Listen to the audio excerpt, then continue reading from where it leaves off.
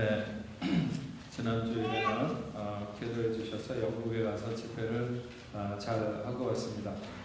오늘은 요나서 다시 1장 4절부터 말씀을 생각하는데 내가 제비에 뽑혔을 때라고 하는 제목으로 말씀을 나누려고 합니다. 요나가 여호와의 낯을 피하여 도망해서 다시스로 도망하기 위해서 욥바로 내려갔을 때 마침 다시스로 가는 배를 만났다고 하는 것은 머피의 법칙이 아니라 셀리의 법칙이라고 할 수 있습니다. 그런데 그 요나가 탄 배가 큰 폭풍우를 만나게 되죠. 셀리의 법칙이 아니라 머피의 법칙이 적용된 것이라고 할 수 있습니다. 사람들은 흔히 자기가 원하는 방향을 선택했을 때 모든 상황이 거기에 유리한 쪽으로 나오는 것을 하나님의 복이나 혹은 은혜로 생각하기 쉽습니다. 그래서 사람들은 셀리의 법칙이 하나님의 축복이라고 생각하는 경향이 있죠. 하지만 그렇지 않습니다. 요나가 다시스로 도망가려고 마음을 먹고 욥바항에 내려갔을 때 마침 욥바항에 다시스로 가는 배가 있었다는 것은 정말 우연일 수 있습니다. 그래서 그것을 셀리의 법칙이 통했다 이렇게 할 수도 있을 것입니다. 그러나 그렇게 요나가 탄 배가 큰 풍랑을 만난 것에 대해서 오늘 본문은 분명히 여호와 하나님께서 큰 바람을 그 바다 위에 내리시매라고 하셨습니다. 그러면 이것은 머피의 법칙인데 하나님이 머피의 법칙을 좋아하시는가? 아니죠. 하나님은 그런 법칙을 좋아하시지도 않고 그런 법칙에 매이시지도 않습니다. 요나가 욥바항에서 다시스로 가려고 했다면 그것은 지중해를 횡단하는 것입니다. 당시의 항해술이라면 결코 짧지 않은 시간을 배에서 보낼 수밖에 없는 것이죠. 오늘날에도 수많은 난민들이 지중해를 건너다가 목숨을 잃게 됩니다.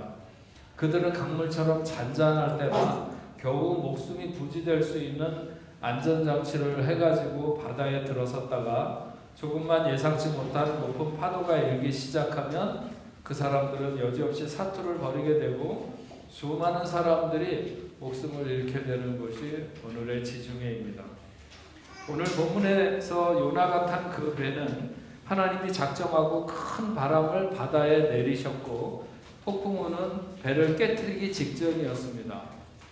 옛날 사람들이 현대 오늘날의 사람들보다 훨씬 순수하고 현명한 것이 있다면 그런 현상을 모두 신과 연관시켜서 생각하는 것이었습니다.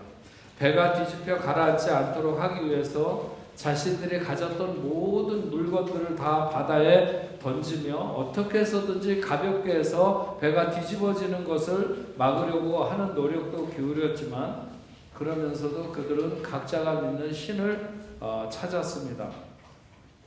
만약 그들이 그렇게 각자의 신을 부르다가 제비를 뽑기를 하지 않았으면 그들의 생명은 보장될 수 없었을 것입니다.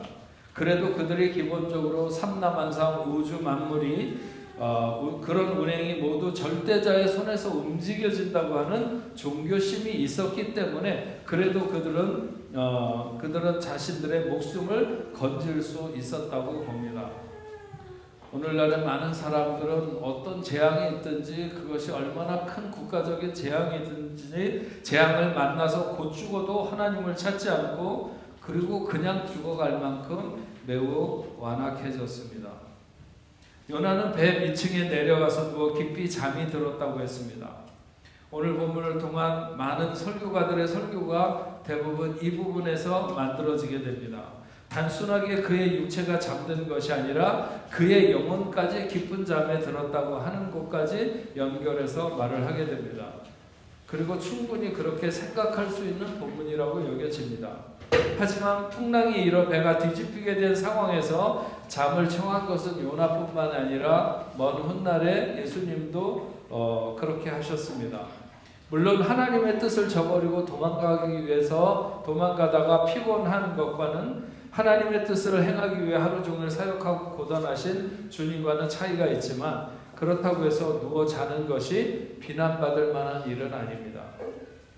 잠이 성경에 보면 게으른 것과 연결되어 있다. 그래서 좀 더 자자 좀 더 졸자 하면 빈궁이 강도같이 올 것이라 이렇게 하는 말씀도 있지만 잠은 하나님이 주시는 평안과도 연결되어 있습니다. 그래서 하나님이 평안을 주시는 자는 잠을 잘 잔다. 잠을 잘 자는 하나님이 평안을 주신다. 이런 말씀도 있죠. 요나가 다시스로 방향을 정한 것은 이미 하나님을 등진 면에서 그가 비난받아야 하겠지만 그가 잠을 자는 것이 그의 인생의 결정적 허물이라고 말할 수는 없습니다. 폭풍으로 배가 깨어질 것 같은 상황에서 잠을 자고 있는 것이 선장의 입장에서 보니까 너무 안타깝고 누구 때문에 이런 일이 일어나게 되었는가 하는 원망의 대상을 찾고 있는 그 선장, 아니면 뭐라도 해보고 싶은 그런 뜻을 가지고 있는 선장, 마치 농번기에 고양이 손이라도 빌리고 싶은 심정을 드러내서 선장이 그 요나를 깨우고 있지만, 그러나 아직 그 폭풍우와 요나의 허물을 연결시키고 있는 것은 아닙니다. 뭔가 불행한 일이 생기면 사람들은 어떻게 해서든지 그 힘들고 어려운 일을 이겨보려고 처음에 노력을 하지만 그것이 잘 안 되면 누구 때문에 이런 일이 일어나게 되었는가 하는 원망의 대상을 찾기 마련입니다. 그것은 일종의 마녀 사냥처럼 엉뚱한 방향으로 갈 수도 있지만, 그러나 기본적으로 인과응보의 사상에 기초한 굉장히 순수하고 정당한 생각에서 발현되는 어떤 자세라고 말할 수 있습니다.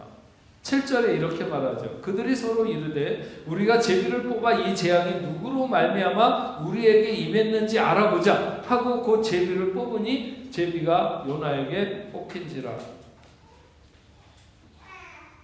조금 전에도 제가 광고할 때 말씀드린 것처럼 5월 18일 날 한 4년 만에 전교인 그 공감 야외를 가지려고 하는데, 지금까지 항상 그 야외를 가면 맨 마지막에 똥볼라를 합니다. 그때가 가장 집중력도 좋고 사람들이 얼마나 뭔가 이 사행심이 강한 건지 어쨌든 하여튼 제비뽑기를 굉장히 좋아합니다.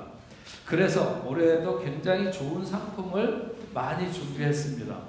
뭐라고요, 목사님? 네. 아이패드하고 에어팟, 뭔지는 모르겠지만 하여튼 좋은 거라고 생각을 하고. 네.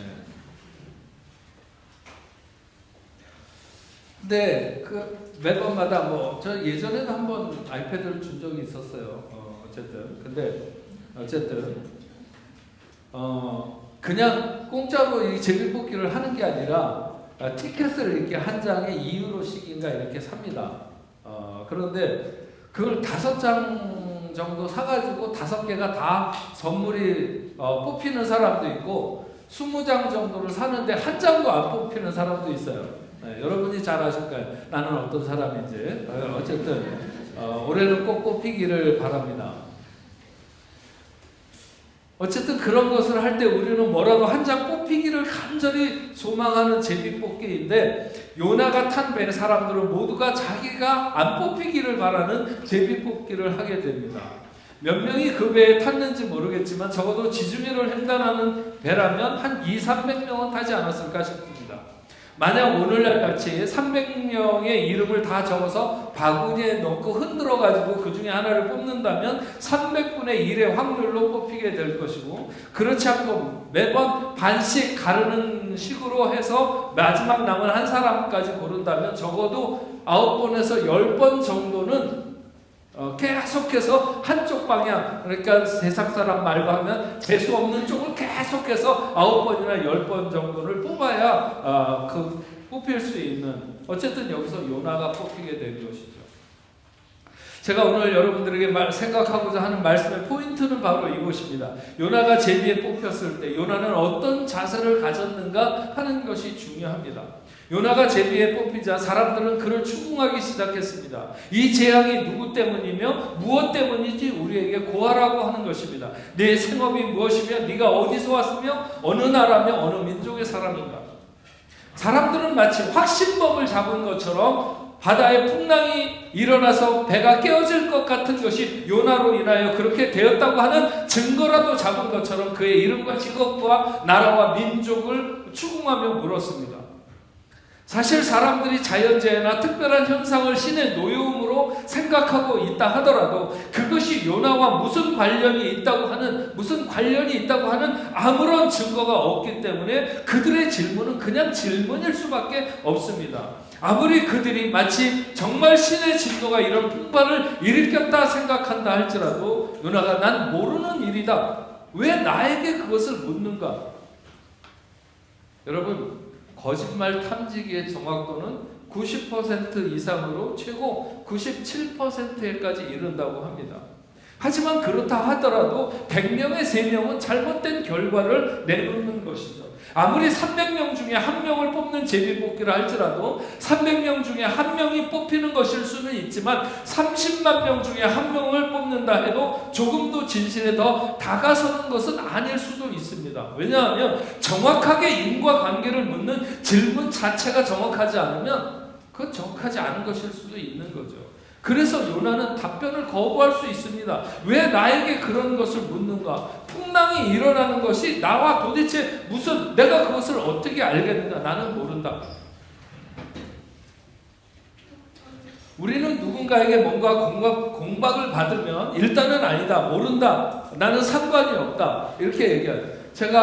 저는 사실은 보면 제 사무실이 좀 복잡하고 이렇게 제 의자 앉은 주변에 뭐 여러 가지 것들이 많이 있지만 저는 나름대로 어디에 뭐가 있는지 다 알고 살아갑니다. 집에도 마찬가지예요. 근데 제가 뭔가 이렇게 손톱깎이라도 쓰고 어디다 두면은 그래 가서 찾으면 없어요. 그래서 누가 왜 이 손톱깎이를 쓰고 제자리에 안 두냐 이렇게 얘기하면 우리 집엔 저 말고 2사람밖에 없습니다. 그러니까 이 2사람 중에서 누가 분명히 치운 건데 물어보면 둘 다 아니라는 거예요. 난 모른다는 거죠. 네. 10번을 하면 10번 다 모른다고 얘기합니다. 그럼 도대체 누가 했다는 거야? 나는 분명히 내가 쓴 자리에 거기에, 물론 제 기억에 오류일 수도 있죠. 때로는. 그러나 대부분의 경우는 그럼 물어보면 난 모른다고. 일단 모른다고. 난 상관이 없다. 이렇게 반응한다는 거죠. 배에 같이 탄 사람들은 요나가 평소에 알고 있었던 사람들이 아닙니다. 아는 사람은 한 명도 없었어요. 아마 그 범선도 자국을 중심으로 왔다 갔다 하는 것이 아니라 먼 타국을 오고 가는 배였기 때문에 그 선장이 요나를 보고 그가 어느 나라 사람인지 어느 민족인지 짐작도 하지 못하고 물어봤을 것입니다. 그런 사람들에게 자기 때문에 그런 것 같다고 그렇게 자백하면서 나설 필요는 없는 것입니다. 하지만 요나는 그렇게 물러서고 있지 않습니다. 비겁하게 자기는 책임이 없다고 하지 않습니다. 요나서 전투를 통해서 저는 가장 훌륭한 장면을 꼽으라고 한다면 저는 이 장면을 꼽겠습니다. 요나가 처음 하나님의 명령을 듣고도 니느웨로 가지 않고 다시스로 도망가기 위해서 배에 올라탔을 때 그는 하나님 사람답지 않았습니다. 그러나 제비에 뽑혔을 때, 그래서 사람들이 그를 추궁하고 났을 때 그는 하나님 사람다웠습니다. 그는 분명 사람들의 추궁이 두려운 것이 아니었습니다. 그는 사람들이 그에게 물었지만 그는 하나님에게 대답하고 있었습니다. 9절에 요나가 대답합니다.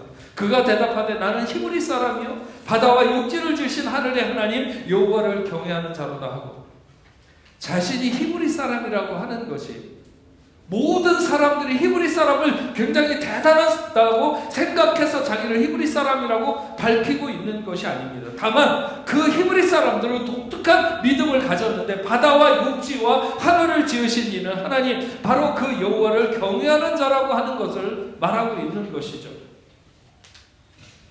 지금 그들은 풍랑이 있는 바다에 떠있고 바다 때문에 고생하고 죽을 지경인데 바로 그 바다를 만드신 하나님, 바다만이 아니라 땅도 만드시고 하늘도 만드신 그 여호와 하나님을 믿는 자라고 고백하고 있는 것입니다. 그러면서 요나는 결정적인 제보를 하죠. 자기가 그 여호와의 얼굴을 피함인 줄을 그들에게 말하였으므로 무리가 알고 심히 두려워하며 이르되 네가 어찌하여 그렇게 행하였느냐 하니라. 요나는 자기가 여호와의 얼굴을 피한 것에 대해서, 그래서 이 바다가 이렇게 성을 내고 있음에 대해서 말을 합니다. 제비가 뽑힐 때까지만 해도 사람들은 누군가 희생양을 하나 삼아가지고 불행을 액땜하고 싶었을 것입니다. 그런데 요나에게 물었을 때 그들은 그 여호와 하나님의 역사를 느끼기 시작했습니다. 그들은 여호와를 몰랐지만 그러나 그 신의 위엄을 느끼게 된 것이죠.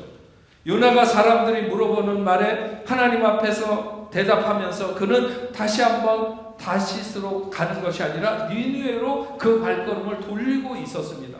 요나는 이 대답 속에서 하나님의 선지자로서의 자격을 회복하고 있는 것이죠. 우연히 내가 탄 배에 광풍이 일어나는 것뿐이야. 그러면서 사람들에게 왜 나에게 묻느냐? 회피하고 자신과 관계없는 것처럼 행동했다면 그는 여전히 돌아서지 않고 다시스로 가는 요나였겠지만, 그러나 그는 지금 자신 때문에 바다가 출렁이고 배가 깨질 듯한 것이라고 하는 분명한 인식을 가졌고 하나님 앞에 자신의 잘못이 무엇인지를 깨닫는 그는 다시 한번 니느웨를 향해서 가는 그런 갈 수 있는 기회를 얻고 있는 것을 알 수 있습니다. 제가 오늘 말씀의 제목은 내가 제비에 뽑혔을 때입니다. 사랑을 고백하는 것도 쉽지 않지만 죄를 고백하는 것은 더더욱 쉽지 않습니다. 요나가 제비에 뽑혔을 때, 그러니까 즉 내가 제비에 뽑혔을 때, 그때는 통상적으로 두 개의 길이 우리 앞에 놓여 있습니다. 도망갈 것인지 자복할 것인지. 하지만 대부분 생각할 것도 없이 사람들은 일단 도망하고 봅니다. 네. 그것은 죄인이기 때문이며 죄의 속성이 그것을 부추기기 때문에 그렇습니다. 제비는 확신을 주는 것이 아니라 여지를 주는 것이죠. 100분의 3이 되었든지 100분의 1이 되었든지 얼마든지 핑계대고 도망갈 구멍은 있다고 하는 것이죠. 바다의 광풍이 일어나는 것이 하나님의 역사라는 요나의 심증 외에는 그 어떤 외부적인 확인도 사람들에게 이루어진 것이 아닙니다. 그러나 그때 요나는 자기가 원인 제공자라고 하는 것을 밝히고 있습니다. 요나는 자기의 죄를 알았고 그 때문에 하나님이 그렇게 하신 것도 알았습니다. 다만 그것을 그렇게 인정하는가? 그것은 쉽지 않은 일이죠. 요나가 하나님의 뜻을 전하기 위해서 니느웨로 다시 갈 수 있는 결정은 바로 여기에서 정해진다고 봅니다. 하나님은 자기의 잘못을 사람들 앞에서 인정하면서 살아계신 하나님의 역사를 나타내게 될 때 그를 다시 쓰시는 것을 알 수 있습니다. 제비뽑기라고 하는 것이 반드시 나쁜 것을 가려내기 위해서만 제비뽑기를 하는 것이 아닙니다. 제가 속해 있는 총회 같은 곳에서는 총회장, 그러니까 우리나라 만약에 예를 들어서 교단에 기독교 우리 교회가 뭐 한 만 몇천 개, 2만 개, 그렇게 하여튼 18,000개인가 그렇게 된다고 그러는데, 어쨌든 거기에서 뭐 이렇게 교회가 모이는 곳이 노회고 노회가 또 다시 모이는 것이 총회인데 1년에 한 번씩 그 총회장을 뽑는데 부총회장이라는 분이 총회장으로 이렇게 그 자동으로 올라가도록 돼 있어요. 그래서 그 부총회장을 뽑을 때 최종적으로 2명을 뽑아 놓습니다. 다 여러 가지 막 사람들이 뭐 이렇게 지원도 하고 뭐 추천도 하고 어떻게 해가지고 가려져서 사람들 중에 다 떨어지고 2명이 남으면 그 2명 중에 1명을 제비뽑기로 해서 뽑게 되고 그 사람이 자동적으로 시간이 지나면 총회장으로 이렇게 올라가게 하는 그런 제도를 채택하고 있죠. 물론 오늘날에 그런 제비뽑기를 하는 것에 대한 반대적인 의견을 드러내는 사람도 있습니다. 하지만 기도를 하면서 그렇게 제비뽑기를 하는 것이 반드시 나쁘다 이렇게 말할 수는 없습니다. 느헤미야 11장 1절에 보면 이런 기록이 있습니다. 백성의 지도자들은 예루살렘에 거주하였고 그 남은 백성은 제비 뽑아 10분의 1을 거룩한 성 예루살렘에 거주하게 하고 그 10분의 9는 다른 성읍에 거주하게 하였으며 예루살렘에 거주하기를 자원하는 모든 자를 위하여 백성들이 복을 빌었느니라. 이때의 예루살렘에 거주하는 것은 여러 면에서 힘들고 어려운 그런 일이었습니다. 그럼에도 불구하고 제비 뽑아 뽑힌 사람들은 불평하거나 원망하지 않고 그곳에 거주하면서 그들에게 주어진 책무를 다했다는 것을 알 수 있습니다. 얼마든지 원망하거나 불평할 수 있는 환경임에도 불구하고 그렇게 하지 않았다고 하는 것이죠. 우리 교회 소그룹 패밀리 리더를 세울 때도 일종의 제비뽑기처럼 그들의 자리를 배정했습니다. 마치 느헤미야 때 예루살렘에 살아야 했던 10분의 1의 백성들을 뽑는 것처럼 그렇게.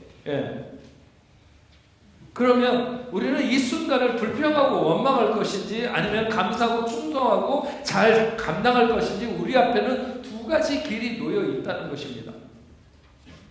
예루살렘에 살아야 했던 사람들은 다른 사람들보다 훨씬 더 위험에 노출되어 있고,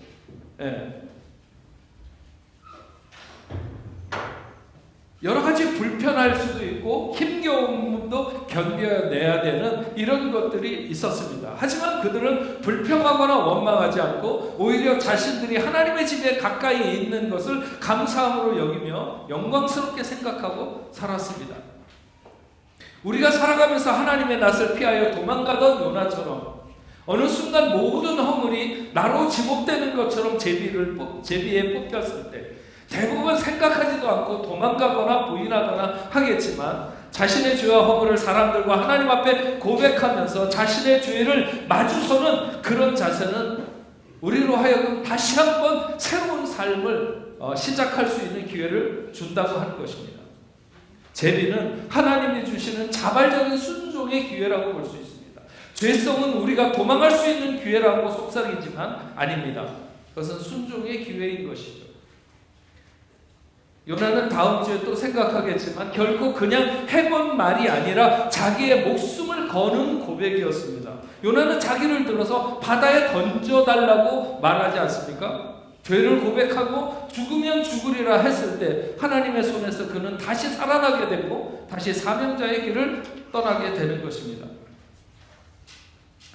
제가 개인적으로 아버님처럼 이렇게 존경하기도 하고 따르기도 하고 그분도 저를 자신처럼 그렇게 귀하게 여겨주시는 목사님 중에 길자연 목사님이 있습니다.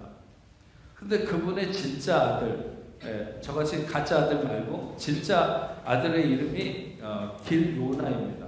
그분도 목사님인데 저는 그 이름을 늘 아니 그 목사님이 왜 아들 이름을 요나라고 지었을까? 그걸 잘 이해가 안 됐어요. 저에게 요나는 굉장히 탐탁치 않은 인물이었거든요. 처음에 하나님의 명령을 안 듣고 도망하려고 하는 우리 앞에서 지난번에 들은 말씀처럼 도망하려고 하는 것도 그랬고 나중에 하나님의 니느웨를 멸망시키지 않는 것에 대해서 불만을 품는 것도 그랬고 또 박넝쿨을 갉아먹고 시들어버린 것에 대해서 화를 정말 모가치 내면서 죽었으면 좋겠다 아니면 죽여달라고 떼를 쓰는 것 이런 여러 가지 것들을 생각하면서 왜 요나라고 이름을 지었을까 이런 생각이 굉장히 많았어요. 그런데 이번에 요나서를 다시 이렇게 그 말씀을 전하기 위해서 좀 더 찬찬히 이렇게 보는 중에 오늘 본문에 나오는 요나 이 사람은 정말 하나님의 사람이라고 하는 것이 너무나도 분명한 것을 알게 됩니다. 내가 제비에 뽑혔을 때 일단 그때는 많은 사람들 앞에서 얼굴이 화끈거리는 시간이죠. 아마도 내가 제비에 뽑혔다면 일단 저는 발을 뺄 것 같아요. 시간을 가지고 잘 생각해 보니까 하나님 앞에서나 사람들 앞에서 어떤 자세를 취하는 것이 맞겠다 하는 생각이 들 수도 있지만 그것은 나중 문제고 마치 재앙의 모든 근원과 같은 골칫덩어리로 지명되거나 아니면 그런 어려운 일이 생기게 된 저주덩어리로 지정되었을 때 나 같으면 일단은 아니라고 나와는 상관이 없고 나는 모르는 일이라고 이렇게 했을 것 같습니다. 그러나 오늘 보면 요나는 조금도 망설이지 않고 주춤거리지 않습니다. 그는 사람들의 아우성 속에서 하나님과 마주대하는 놀라운 정결함을 드러내고 있는 것을 알 수 있습니다. 그는 마치 자기가 뽑히는 것이 너무나도 당연하다는 듯이 모르는 사람들에게 살아계신 하나님의 위대함을 말하며 자기의 책임에서 한 발자국도 옆으로 비켜서지 아니하고 그 모든 책임을 그대로 떠안고 있는 것을 보게 됩니다. 하나님 앞에 우리의 죄를 인정하는 것은 여러분 그것은 생명길입니다. 그는 하나님의 얼굴을 피해 도망하던 그 허물과 부끄러움을 여기에서 단번에 씻어내고 있는 것을 알 수 있습니다. 그리고 그는 그 순간 때문에 결국 다시 사명자의 길을 떠나게 되는 것을 우리가 알고 있습니다. 그래서 혹시 내게도 이런 순간이 온다면 나는 요나의 이 순간을 기억해내리라. 그리고 그것이 내 허물임을 주저없이 고백하리라. 이렇게 다짐해 봅니다. 나도 모르게 핑계대고 뒤로 물러서는 그런 순간을 맞지 않기를, 적어도 저에게 어떤 그 하나님 앞에 선 영성이 있다면 이런 순간에 뒤로 물러서지 아니하고 내 자신을 하나님 앞에, 사람들 앞에 내놓을 수 있기를, 저는 굉장히 요나가 위대하게 보입니다. 이때 요나의 태도는 인생에 있어서 가장 정결한 태도입니다. 우리도 하나님의 낯을 피해서 도망가다가 많은 사람 중에 내가 제비가 뽑히거나 지목되었을 때, 여러분 우리 모두 오늘의 요나 같기를 구하면 좋겠습니다. 모든 회복이 거기서 일어나면 우리는 거기서 새로운 길을 떠나게 될 수 있다. 새로운 길을 시작할 수 있게 됩니다. 그런 여러분들 되시길 주의 이름으로 축원합니다. 우리 같이 찬양하겠습니다. 정결한 마음 주시옵소서. 오 주님, 정직한 영을 새롭게 하소서. 정결한 마음 주시옵소서. 오 주님, 정직한 영을 새롭게 하소서. 나를 주님 앞에서 멀리하지 마시고 주의 성령을 거두지 마옵소서. 그 구원의 기쁨 다시 회복시키시고 변치 않는 마음 내 안에 주소서. 우리 같이 찬양하겠습니다.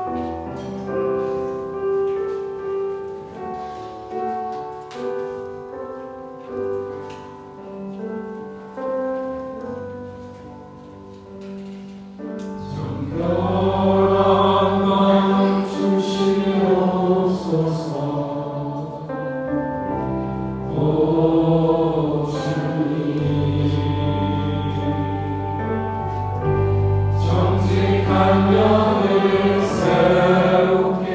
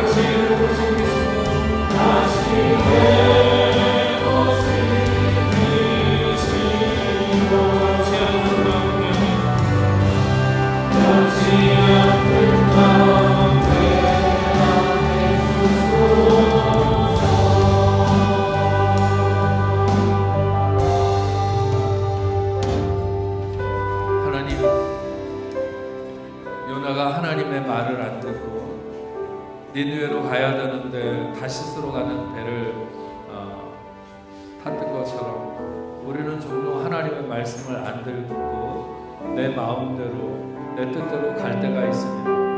그러나 하나님은 그 배를 돌리셨고 그 바다의 풍랑을 일게 하셔서 그로 하여금 다시 한번 자기가 저지른 죄 앞에 마주서게 할 때 요나는 회피하지 않았습니다. 사람들 앞에 물러서지도 않았고 하나님 앞에도 물러서지 않았습니다. 그래서 그는 다시 한번 하나님 앞에 쓰임받는 그런 하나님의 사람으로 새로워졌는 것을 오늘 말씀을 통해서 알게 됩니다. 하나님, 우리의 죄성은 우리로 하여금 늘 그런 순간에 뒤로 돌아서게 하시고 또 난 모른다고 하고 내 책임이 아니라고 말하고 이렇게 할 때가 얼마나 많은지 모릅니다. 그러나 오늘 우리가 요나의 모습을 보면서 우리 하나님 앞에 우리도 이런 순간을 만난다면 정결한 태도를 가질 수 있도록 내 책임인 것을 내가 고백할 수 있도록 사람들 앞에 얼마나 부끄럽든지 아니면 하나님 앞에 부끄럽든지 우리는 그 앞에서 정직하고 깨끗한 영을 가질 수 있는 저희가 될 수 있도록 주여 도와주시옵소서. 그래서 내 책임입니다. 내가 잘못했습니다. 우리 이렇게 고백하면서 하나님의 사람으로 다시 새로워지는 귀한 역사를 하나님 허락하여 주옵소서. 오늘 하나님 앞에 저희들 예배하며 귀한 예물을 구별하여 올려드립니다. 마음을 다한 정성의 예물이 될 수 있도록 주여 도와주옵소서. 11조와 감사, 선교, 목적 헌금으로 하나님 앞에 올려드립니다. 겨우 내가 하나님의 자녀라고 하는 표시만을 내는 것이 아니라 정말 기쁨과 감사로 하나님의 것을 하나님 앞에 돌려드리는 기쁨이 있도록 주여 도와주시옵시고 우리의 생이 하나님의 손에서 복과 화가 이루어지는 것을 분명히 믿는 저희들 다 될 수 있도록 주여 도와주시옵소서. 하나님, 흩어지는 삶의 현장에도 동행하여 주셔서 세상이 아무리 어지럽고 힘들지만 그렇다고 해서 아버지 안에 주저앉지 않도록 주여 도와주시옵소서. 하나님의 능력의 삶에 붙들린 하나님의 백성들 될 수 있도록 주님 도와주옵소서. 우리 교회랑 더불어 협력하고 있는 모든 선교지에 은혜를 베풀어 주옵소서. 선교사님들을 붙들어 주시고 그 사역지에 함께하여 주시옵소서. 아버지 하나님, 이번 주에 있는 CBMC 대회에 하나님 함께하여 주옵소서. 하나님의 놀라운 역사를 아버지 하나님 경험할 수 있게 하시고 사람들이 아버지 하나님 돈을 벌기 위해서 모이는 것이 아닙니다. 하나님의 능력을 체험하게 하시고 아버지 하나님 변화되는 놀라운 역사가 나타날 수 있도록 인도하여 주시옵소서. 우리 CBMC를 섬기는 우리 심춘성 회장님을 비롯해서 아버지 하나님 우리 교회 함께 섬기는 모든 스태프들 아버지 하나님 그들에게도 하나님 놀라운 은혜로 함께하여 주시옵소서. 아버지 하나님, 특별히 질병으로 인하여 고통받고 있는 자들이 있습니까? 하나님이 잘 아시는 줄로 믿습니다.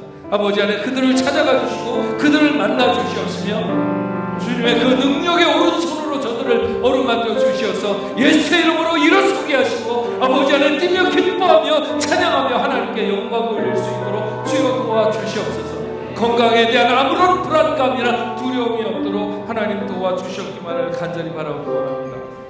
오늘 하나님 앞에 나온 이 혜정 그리고 유응선 사랑하는 귀한 하나님의 자녀들 위해 은혜를 허락하여 주옵소서. 저들이 어떤 연유로 이 자리에 있든지 하나님 저들의 삶을 추적하시며 복되게 하여 주셔서 하나님 영광 돌릴 수 있는 복되고 거룩한 자녀들이 될 수 있도록 저들의 삶의 길을 하나님 인도하여 주시옵소서. 흩어져 있는 뽕대포 식구들 어디에 있든지 하나님 함께 해주시고 하나님 앞에 나오게 되는 귀한 은혜를 허락하여 주옵소서.